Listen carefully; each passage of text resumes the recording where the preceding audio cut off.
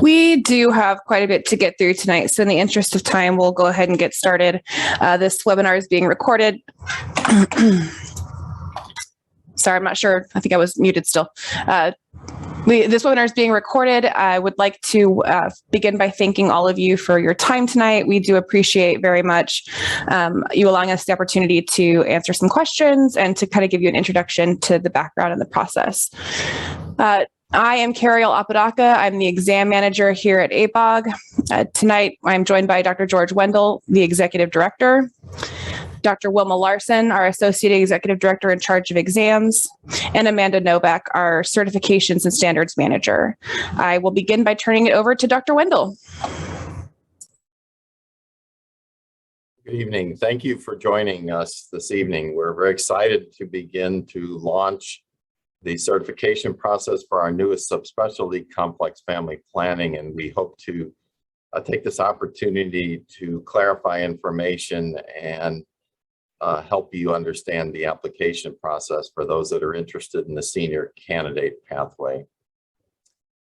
Having said that, I'd like to pause before we begin to reiterate our support to all of our diplomates in OBGYN, as well as those of you that are going to be seeking complex family planning subspecialty certification. We're in an unprecedented situation now across the country, and particularly in the state of Texas. And I want you all to know on behalf of our staff and our board of directors how much we support women's reproductive health rights and access to the care they need, they want, and that you choose to deliver. Our commitment has never been firmer than it is now as we move forward with our newest subspecialty. And I want to thank you all for everything that you're doing in these times, particularly those of you that practice in the state of Texas. So having said that, can I have the first slide? One moment. Sorry, Dr. Wendell, my slides are acting up here.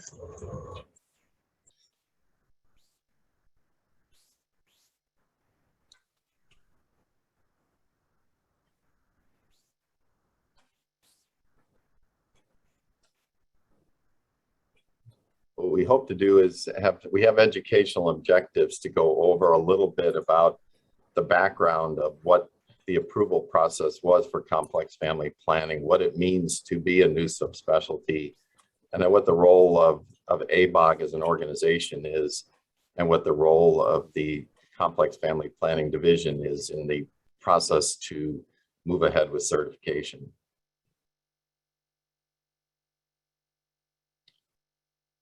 So as Cariel said, I'm George Wendell. I'm the executive director. I'm joined by Dr. Wilma Larson, who is our associate executive director of exams, and Amanda Novak, who is in charge of our subspecialties and manages them. These are names that you'll be quite familiar with over the next few weeks and months as we move ahead. And I'll go ahead and move to the next slide. Just as a little bit of review, we're going to go over, as I said, the certification process, the roles and responsibilities of our division, talk a little bit about the standards for both senior candidates and those that complete fellowships. Then Dr. Larson will review some of the content in the subspecialty bulletin, particularly for the senior candidates, and introduce you to the concept of what are blueprints that will be serving as the content of the examination. Can I have the next slide? It's important to understand that there are two standard setting organizations in graduate medical education.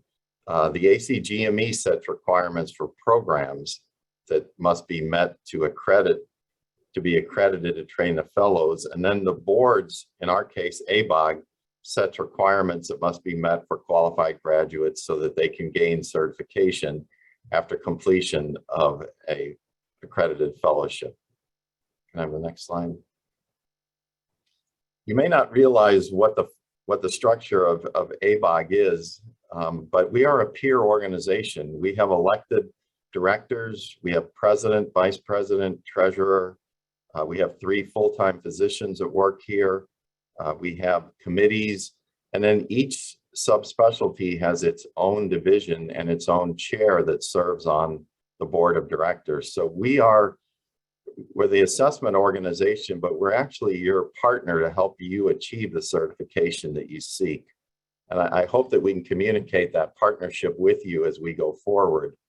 Subspecialties are very important to us and to the women you serve and to you. And we want to help you seek the certification and gain the certification that you want in complex family planning. Can I have the next slide? Our complex family planning division members are listed here. These names are well known to you. Courtney Schreiber serves as chair. Meg Autry, Eve Espy, Sadia Hyder, Gretchen Stewart, and Stephanie Teal make up the Division of Complex Family Planning. Can I have the next slide? You may wonder a little bit about, do we really know what we're doing in complex family planning? Because to some extent, we're a new name and face to you, but we've been accrediting our subspecialties since the 1970s. And we transitioned all of the accreditation to the ACGME in 2017 for our 3 original subspecialties. And then they have accredited our female pelvic medicine and reconstructive surgery fellowships since 2013. And then complex family planning will be based completely with the ACGME for accreditation. Can I have the next slide? We also certify a good number of subspecialists every year, and you can see since the early 70s, there's been a gradual increase in the number of subspecialists. And in fact, we certify between 200 and 300 new subspecialists every year. As you know, there was no subspecialty certification in 2020, and we delayed that to 2021 and had doubled the number of subspecialists certified. The subspecialty complex family planning will be our smallest subspecialty with about 25 to 30 programs at the current time. Can I have the next slide? So ABOG is not an independent organization, as you might think. We are part of the American Board of Medical Specialties, and we have to get approval for our certification processes from them. And we also have to follow their standards. And so we were granted approval to name a new subspecialty in 2018 and to begin to offer certification for qualified diplomates in that year. Complex family planning is not a co-sponsored subspecialty, so we're only allowed to offer subspecialty certification to people who are OBGYNs who've achieved certification by ABOG. In the approval of a new subspecialty, there's also an interval of time to offer certification for people who may have trained before there were formal subspecialty fellowships, as well as those that have achieved expertise through focus of their practice. And we were also allowed that approval. And then lastly, the ACGME recognized the new subspecialty and delegated accreditation authority to the OB-GYN RRC recently, and they are the group that will accredit programs going forward. And we are only allowed to offer certification to people graduating from fellowships in the future who graduate from ACGME accredited programs. Can I have the next slide? So what does the Division of Complex Family Planning do? Well, first and foremost, they set the certification standards. They also recently had to develop the senior candidate qualifications to achieve the senior pathway certification involving scope of practice, time and practice. And then they developed the examination content itself through a series of meetings about writing questions, such that we hope the first examination administration will be in 2022. When this is all completed, their focus of practice, their focus of their efforts will be on developing the qualifying and certifying exams for the future and developing relevant maintenance of certification activities. Can I have the next slide? Another important concept for you to understand is that the content of the standards is evidence-based, and it's based on what's called a job task analysis that then guides a blueprint. So Dr. Larson will talk a little bit about this at the end of the presentation today, but it's important you know that the content of the exam, the knowledge, judgments, and skills are evidence-based, and they are not just the opinion of ABOG as an organization or the people on our committees. These are standard psychometric standards that an assessment organization has to meet to make sure that our exams are both relevant and have high quality. And I hope you'll appreciate that when Dr. Larson goes through that detail. Can I have the next slide?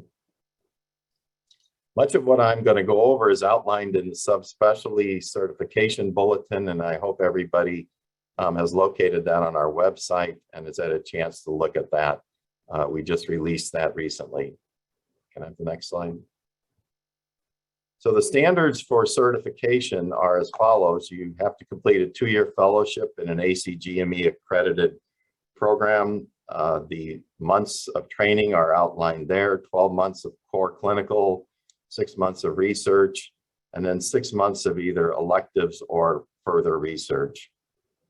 You also have to be board certified by ABOG in order to become a subspecialist. And the reason for that is the ABMS policy is you can't become a subspecialist before you're a specialist. And so that's the reason for that. And then you have to meet professionalism and professional standing requirements. You have to have an unrestricted medical license. And for those that have medical staff membership and clinical privileges, they have to be free from any adverse actions or disciplinary actions that might impose restrictions or conditions. And I'll go over that in more detail in a second. Can I have the next slide? As I mentioned, we're allowed to offer certification for what are called senior candidates for several years, and ours was approved to be offered through 2024. The division came up with training and practice requirements according to the ABMS standards, and that was 3 years after completion of an OB-GYN residency. 30% of the focus of your practice needs to be on complex family planning. And we also need to have you submit a practice case log demonstrating the breadth and depth of your personal practice in complex family planning. And again, you have to be an OB-GYN specialist before you can become a subspecialist. In addition, the ABMS requires that all candidates for certification or subspecialty certification meet medical professionalism and professional standing requirements. These are standards that you already meet as an OB-GYN participating in maintenance certification. You have to have an unrestricted medical license. And for those that have hospital privileges, they have to be unrestricted. What that means is they can't have adverse actions like being suspended, being revoked, being probationary, or being restricted in any way at the institution. You also have to meet our moral and ethical behavior standards in practice and personal conduct that are simply lack of being a felon, lack of having a criminal record, and things like that. It's important you know that you meet these standards right now if you're participating in MOC. These are not in addition to the standards you're already meeting. Can I have the next slide? So how did we come up with the 30% threshold? Well, it's evidence-based again. In our job task analysis, we asked people in the family planning community how much of your practice involves working directly with family planning on a day-to-day basis. And we felt that the threshold of 30% would allow us to get approximately 90% of the people who are practicing in the community as reflected in the survey that was sent out as part of the job task analysis. Can I have the next slide? So again, what does it mean? There has been some misperception about what it means when our application is asking about professional standing.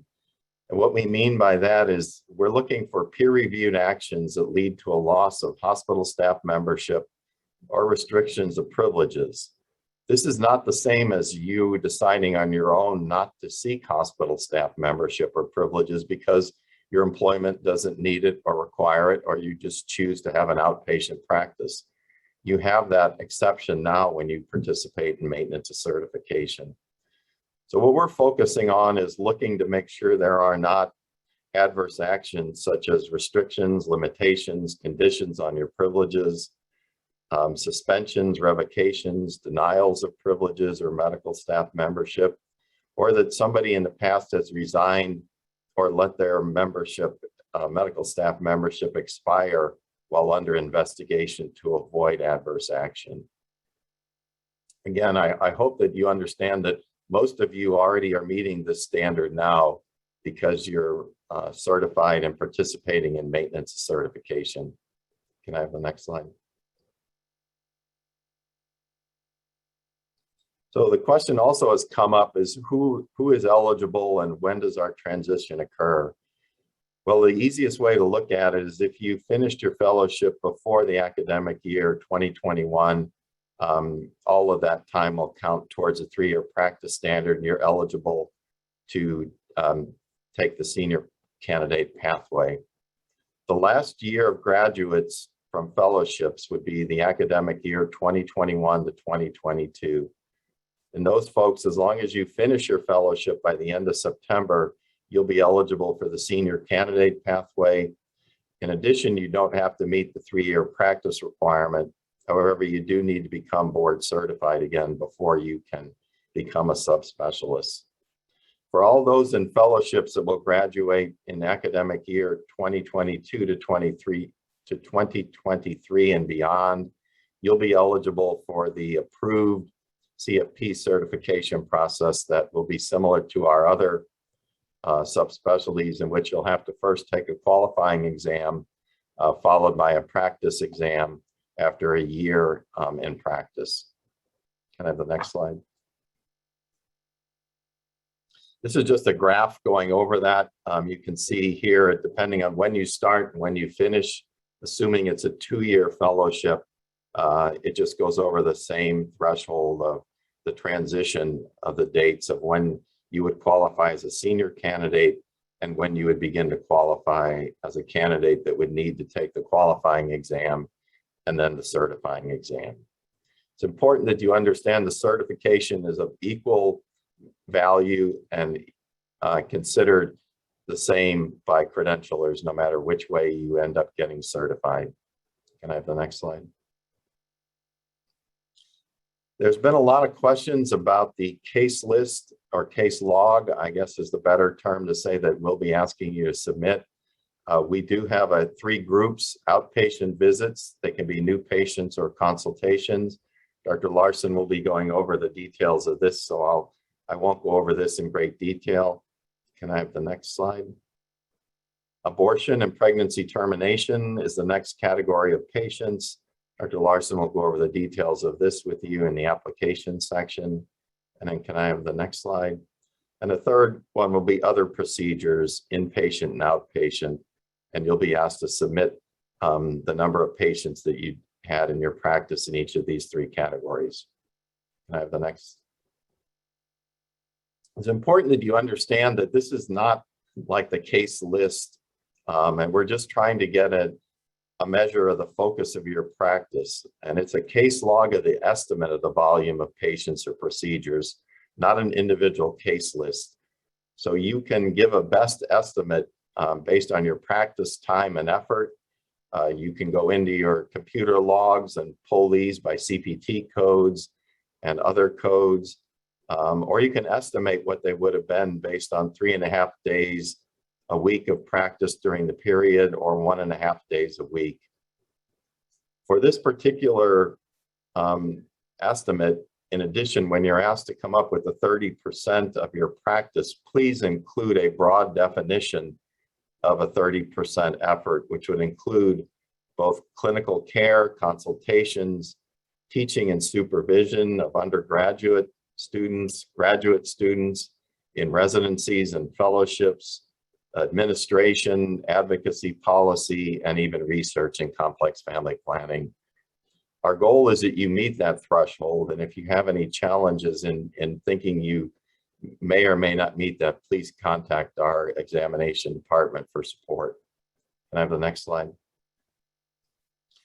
For those physicians who may have made major contributions to the field but may not be as clinically active or not clinically active anymore, they may feel that they can't submit a case log with any patients on it. In that case, please send a letter to the executive director here and a brief summary outlining your contributions to the field and a copy of your CV. The division will review those requests, and then if approved, you'll be allowed to take the examination as a senior candidate. It is important that once you get certified, though, even if you have a non-time limited certificate, you will be asked to participate in maintenance certification in complex family planning if you wish to continue to be certified. Can I have the next slide? So I know I went over a lot of material very quickly. I'm going to turn this over to Dr. Larson. Wilma is our Associate Executive Director, and she will go into more details and clarifications about some of the standards in the application process. Thank you. Thank you, George. Next slide, Carrie. So this is just the timeline and fees for the application. The application opens this week, so it will be available on the portal. Now, very importantly, if you go on your portal and you don't see the application, please contact us to let us know. We've tried to figure out as many people as possible that would be interested in a number of different ways, but there will be people who don't have the application on the portal. You just need to let us know.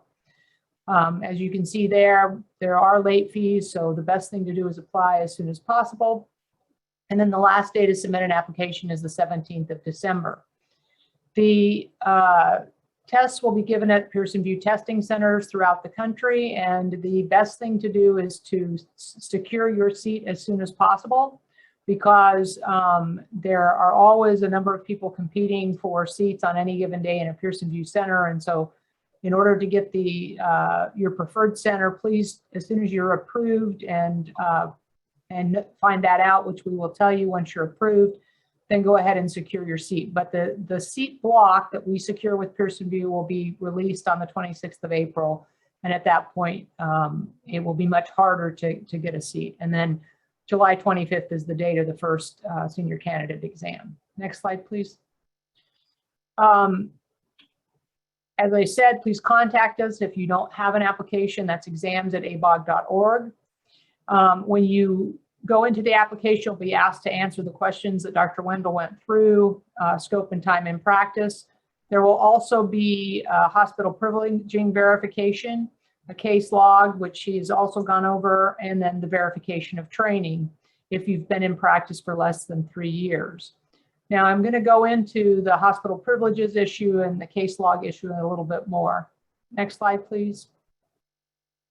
So hospital privileges are an ABMS standard, and they're required for all ABOG certifying examinations. They're a surrogate to confirm peer review of professionalism. However, that being said, exceptions will be considered. We just need you to email us at exams@abog.org. We understand that many people in CFP will not have hospital privileges because of their practice, and that's fine. We just will need to look at your information and confirm that you don't have hospital privileges on a voluntary basis by having your hospital privileges revoked or suspended, and that's why you don't have hospital privileges. So we simply need you to let us know that. Once we've confirmed that information, then we will go into your portal and we will mark that you do not need hospital privileges. That will show up on your portal once we've confirmed that. So again, please email us your information at abog.org.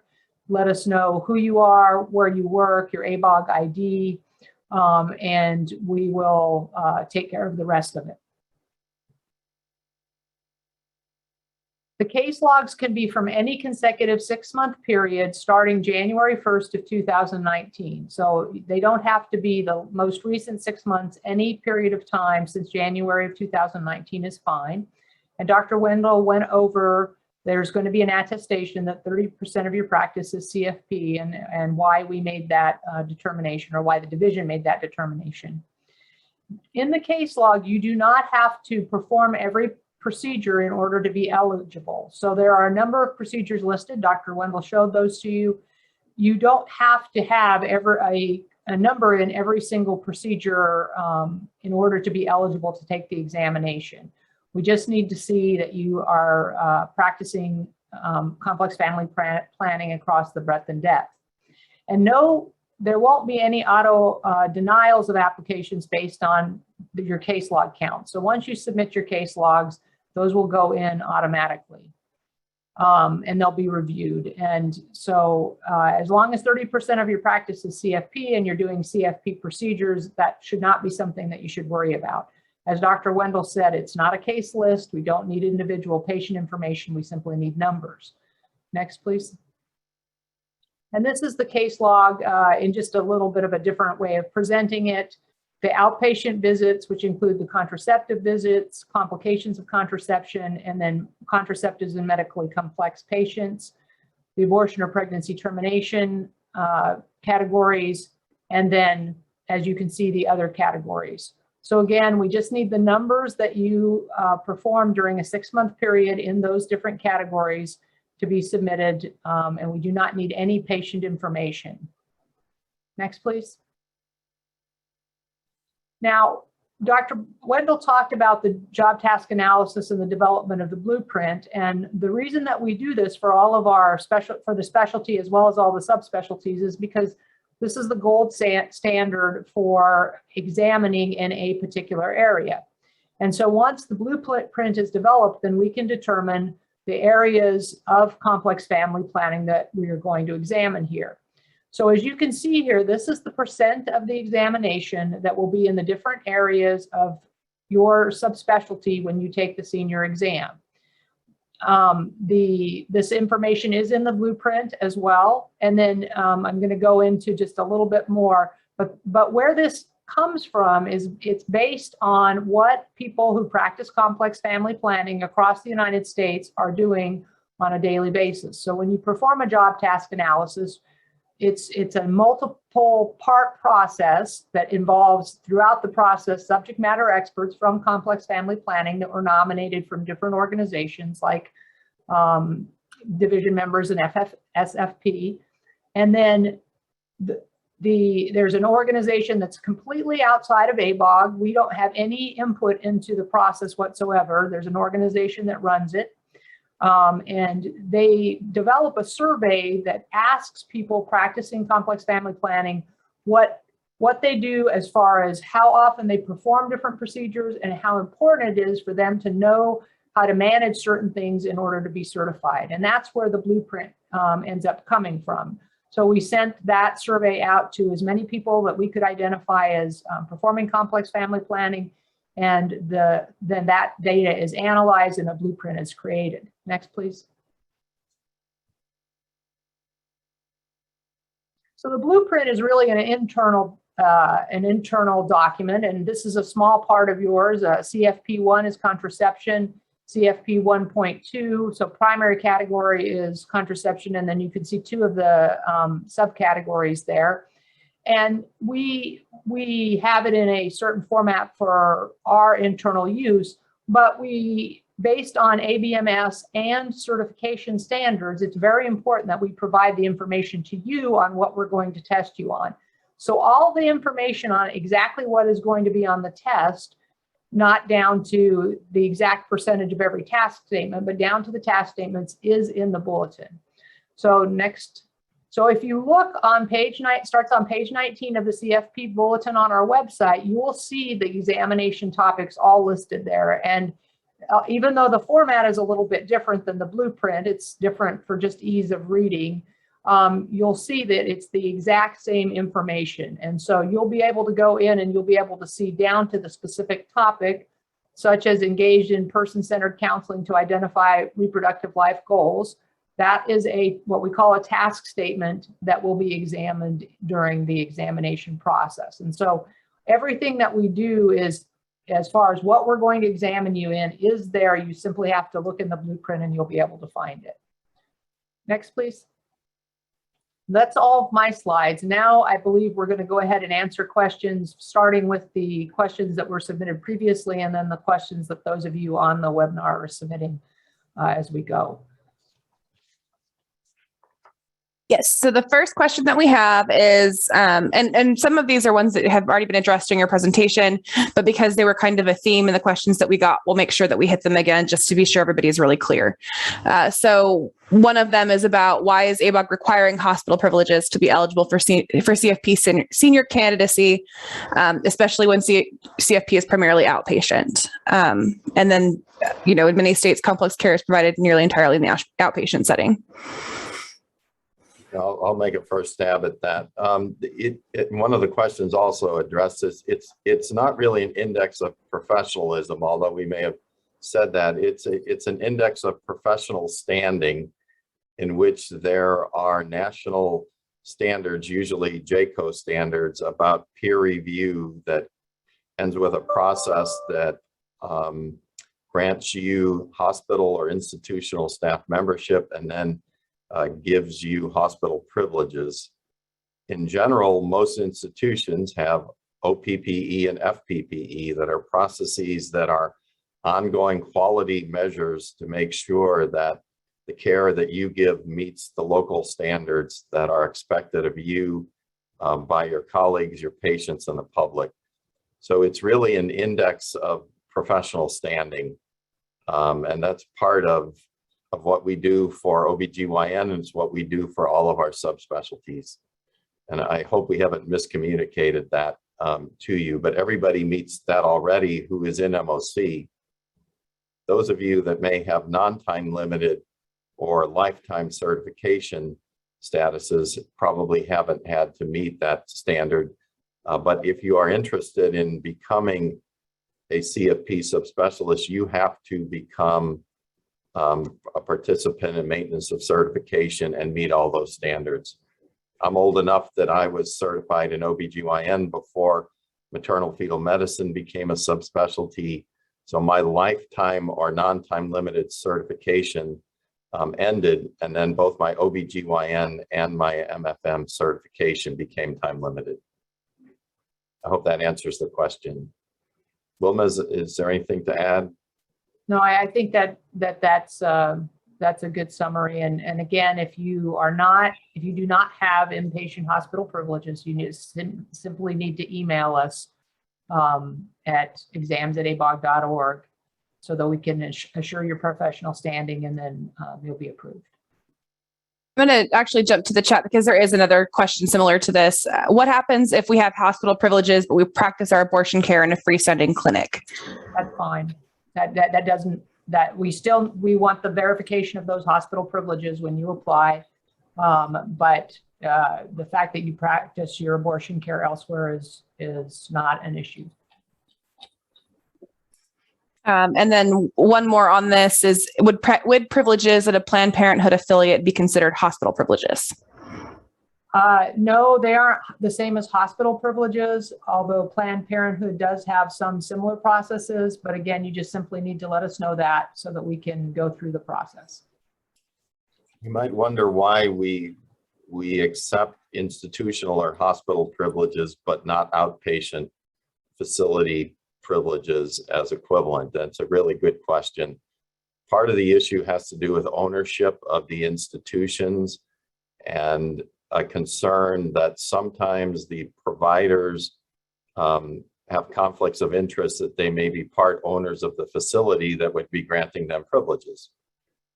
And so one might wonder whether there is actually fair review of the outcomes to continue to grant privileges. And that occurs more in freestanding outpatient clinics that are owned by either third parties or sometimes the providers that practice there. So that's why in general, the ABMS uses the standard of hospital privileges, because they have to meet JCAHO standards in their peer review and membership and privileging. Okay, the next question is, how does ABOG define complex family planning for the purpose of determining whether 30% of one's practice meets this threshold? Many abortion providers and other OB-GYN generalists who provide routine abortion and contraception care are concerned that the existence of this credential could be used in the future to exclude them from providing abortions, and thus are intending to sit for the exam despite no advanced training in complex family planning.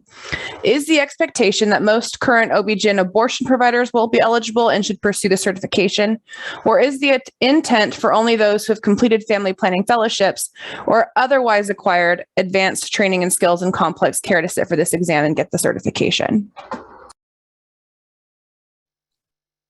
That was a mouthful. It was. I agree. I think it's important that you understand that complex family planning is a field, a subspecialty in OBGYN. It's not just contraception. It's not just abortion. It's not just advocacy. It's not just policy. It's a combination of all of those.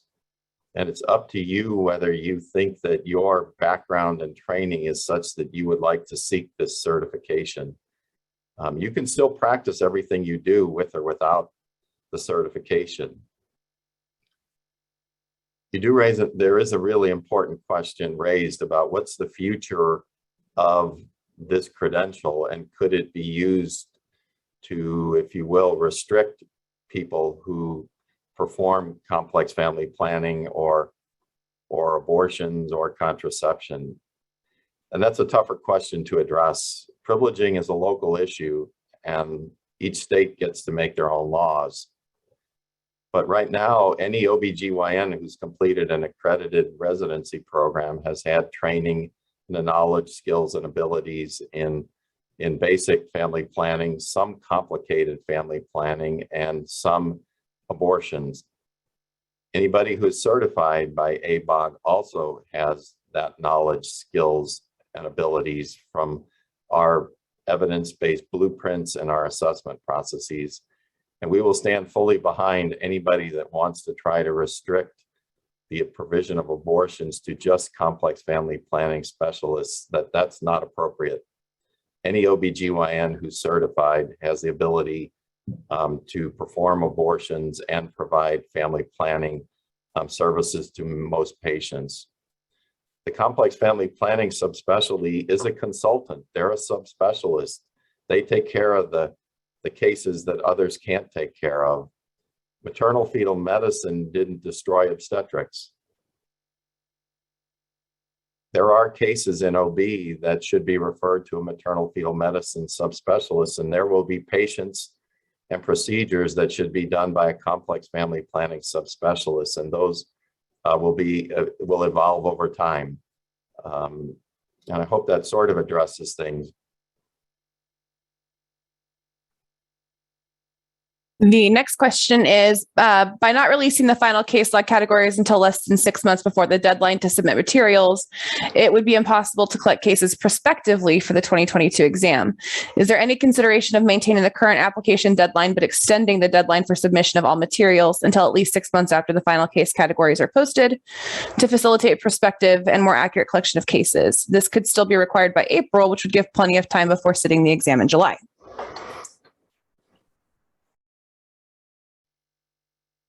Wilma, do you want to address that one? I think I got the question. Although the bulletin says that the form is not exactly the same, the categories that are there are the categories that you will need the case log in. So it's not a matter that we're changing what has to be submitted. Those are the categories, the ones that Dr. Wendell showed you, I showed you, and the ones that are in the bulletin. It's just that the form will look a little bit different because it's an online application, and therefore it won't be, we're not asking you to fill that out and fax that in. We're asking you to fill it out online. So the form will look a little bit different, but the categories won't be any different. So you have those categories.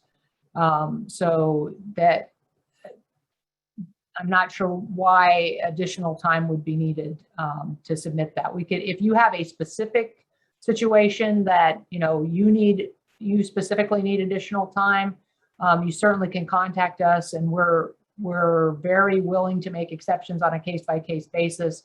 But because it's not a case list, you don't need individual patients. It's just the number of procedures you did. It really shouldn't take very long in order to complete that task. I would say the other important thing is we will not be pulling a number of these case logs to verify their accuracy. We trust your estimates of these volumes, and we will make the judgments based on what you submit.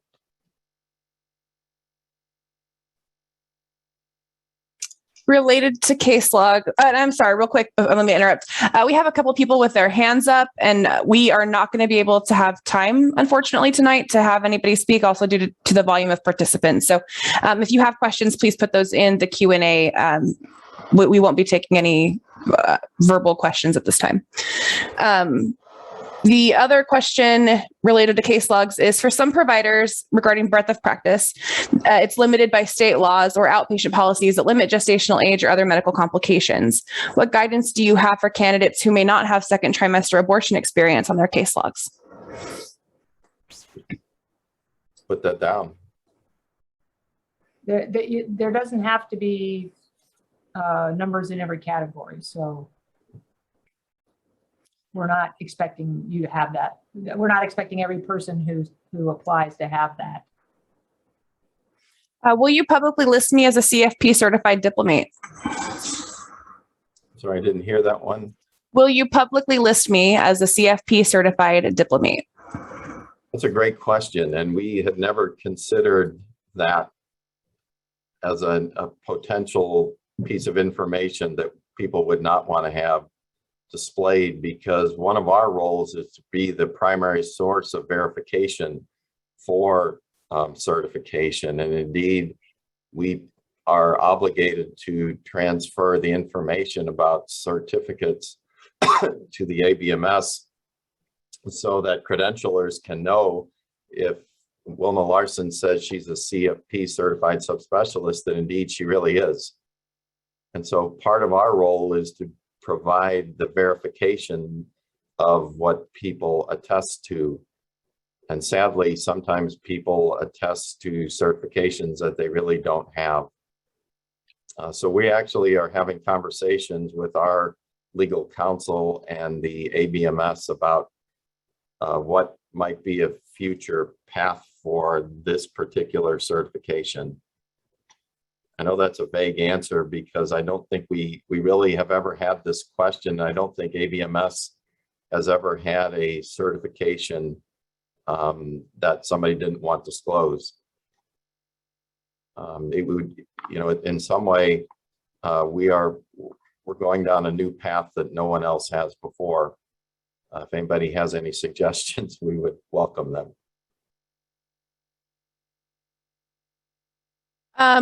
There's a couple questions here regarding the senior candidates who are no longer in full-time clinical practice.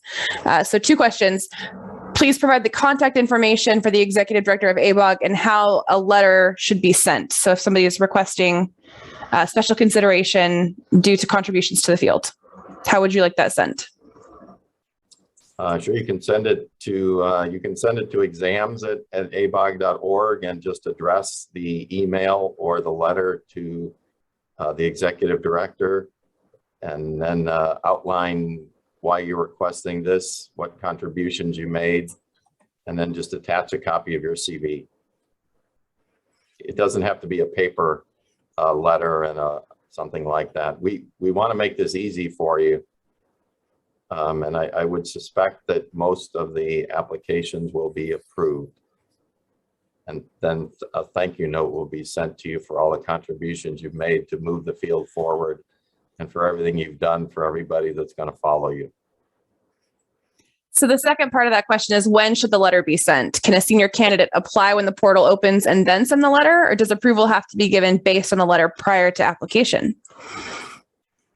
No, they can, I'll take that one, George. A senior candidate can go ahead and apply and send the letter. Just, obviously your case log won't be populated, but once we get that letter, then we can go in and do what we need to do on our end. We wouldn't want you to wait and then have issues or difficulties.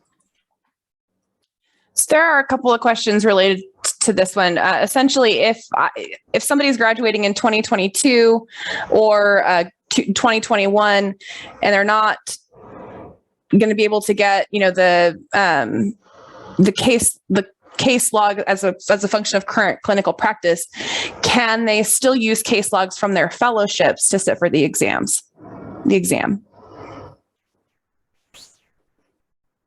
The graduates that are graduating in 2022 don't have a choice. They're going to have to use fellowship cases. They won't have any. They won't even, they wouldn't even have hospital privileges in most cases, because it takes a while for that to happen. So we wouldn't expect them to be out in an individual practice. 2021 is if they have been in practice and they have cases from their case log from their own practice, great. And if not, then fellowship cases are fine. I want to make it real clear. We want to help you get board certified. I know the administrative steps and things sound like obstacles, but they are administrative steps that we go through all the time, and they're probably less complex than they seem at reading.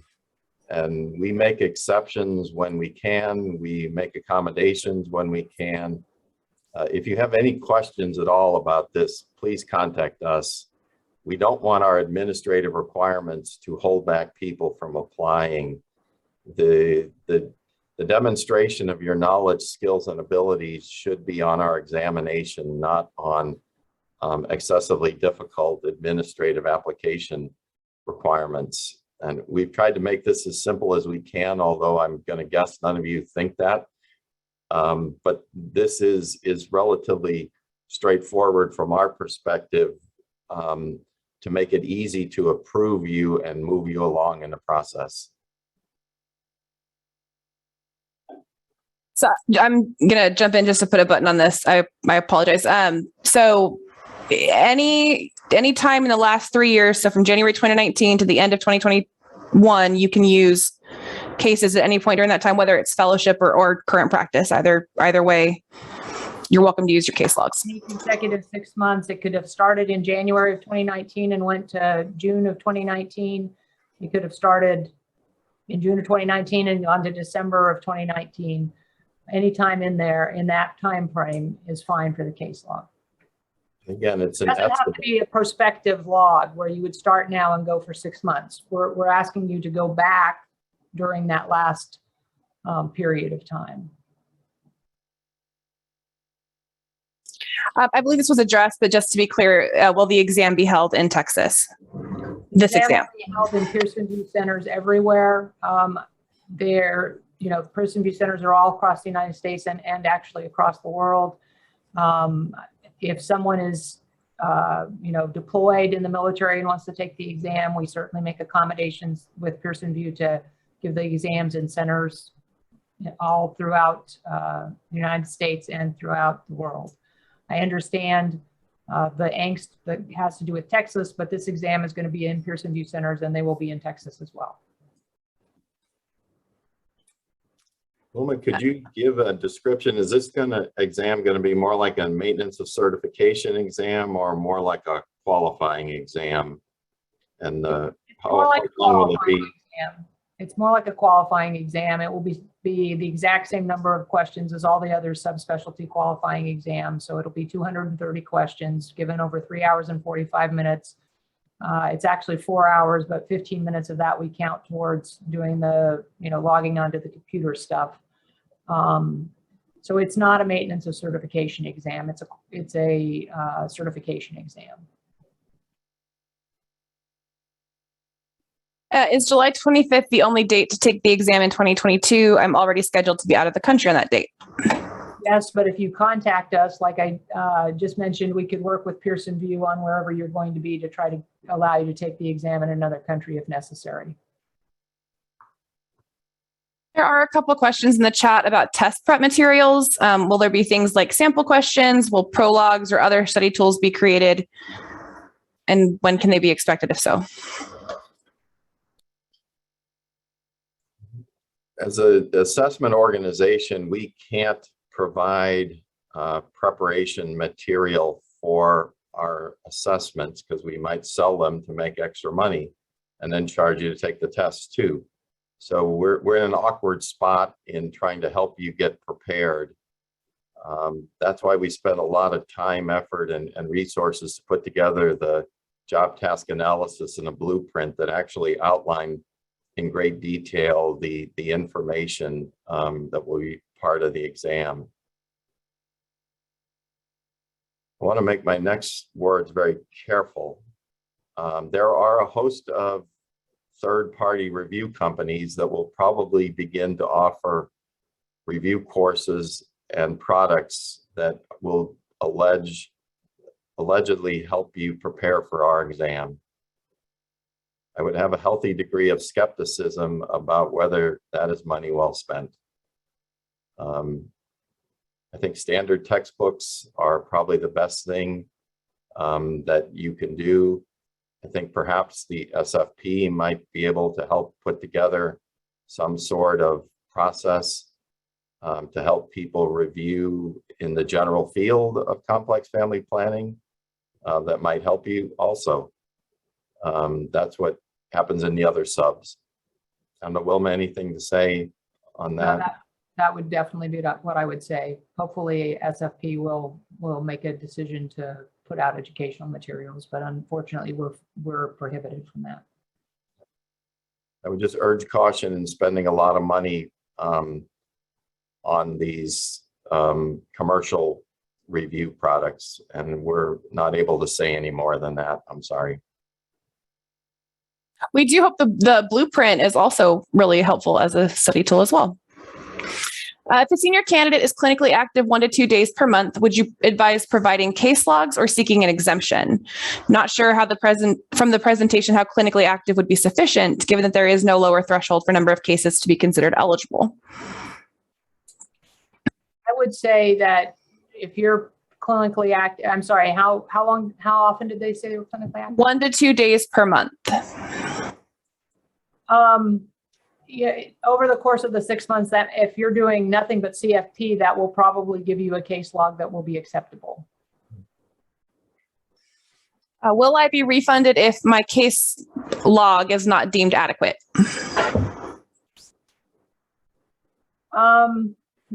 That's a good question. The chances that will occur are very small. Can I put it that way? I can never make any guarantees on a recorded webinar, but the chances are very small. We're not trying to keep people out. I think that's an important point that Dr. Wendell is trying to make, is our goal isn't to keep you from taking the exam. Our goal is to allow you to take the exam. It might give you pause to think about whether you are well qualified to take the exam if you really don't have any cases or you don't take care of patients.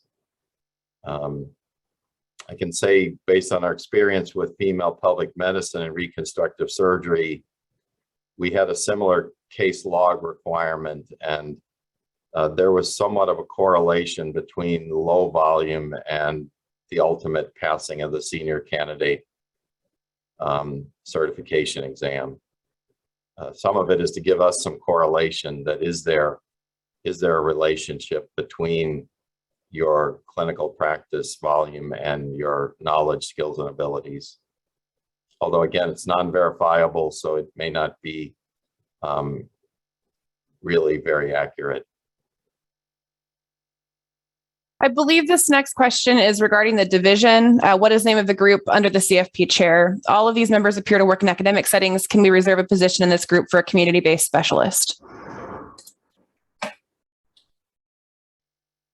It's a good point that if you look at it from that perspective, one might think they all have an academic affiliation.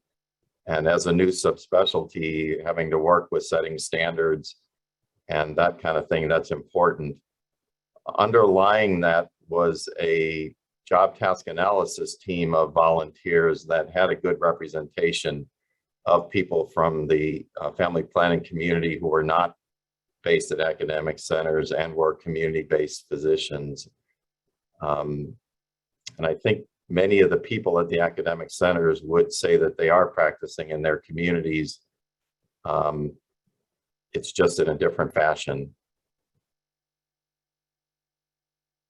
But if you're interested, please let Dr. Schreiber know that you're interested in potentially being nominated to be on the committee, or perhaps it would be better to send it to Amanda Novak at abog.org and let us know of your interest. And then when we do have an opening on the committee, we can look into whether you might have the qualifications that they're seeking for the new membership.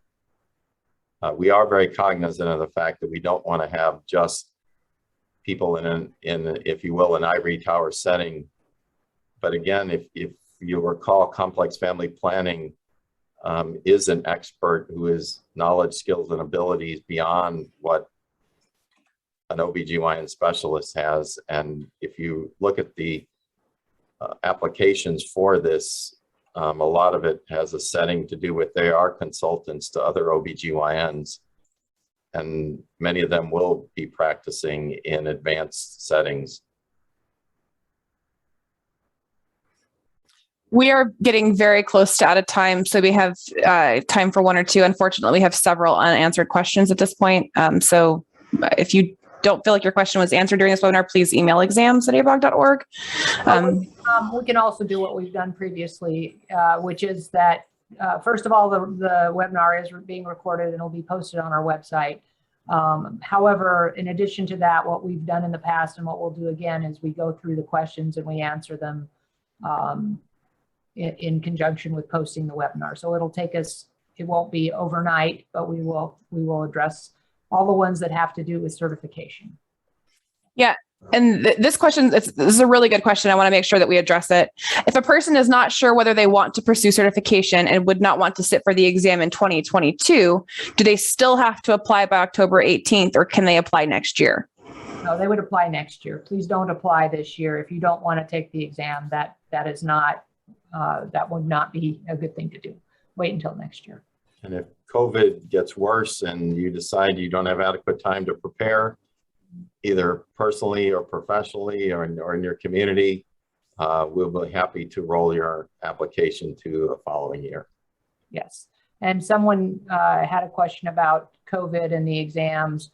If COVID affects the Pearson VUE's ability to give the exams, we do come up with contingency planning to make sure that the exam can be taken on that date.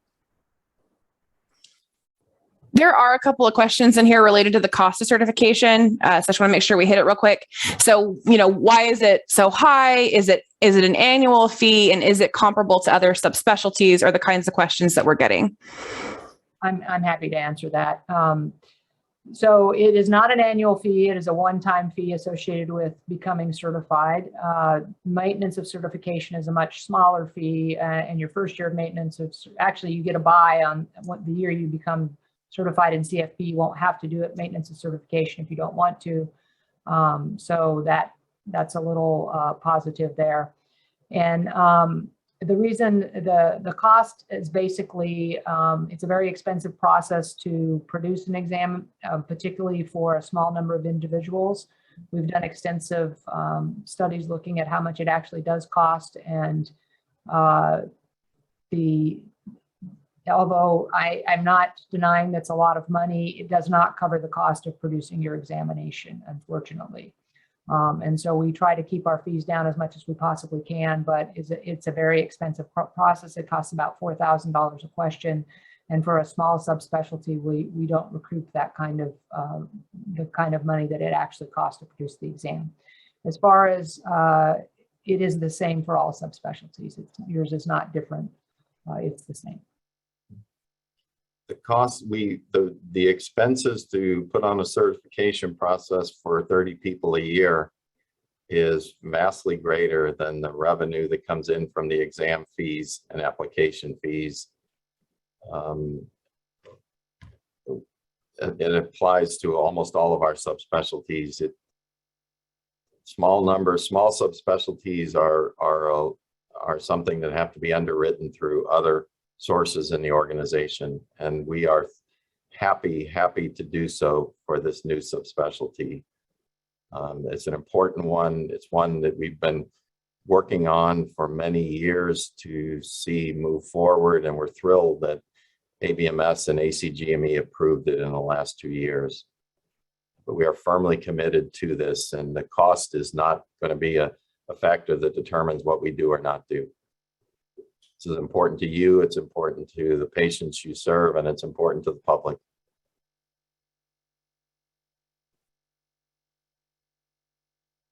It is 7 o'clock, so we'll have to answer the rest of these via an FAQs or some other transcription of questions here. So, And again, feel free to reach out to any of us. Our emails are our names at abog.org.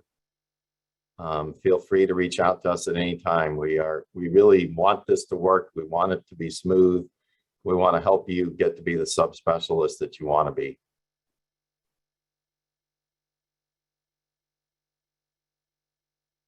thank you all for your time.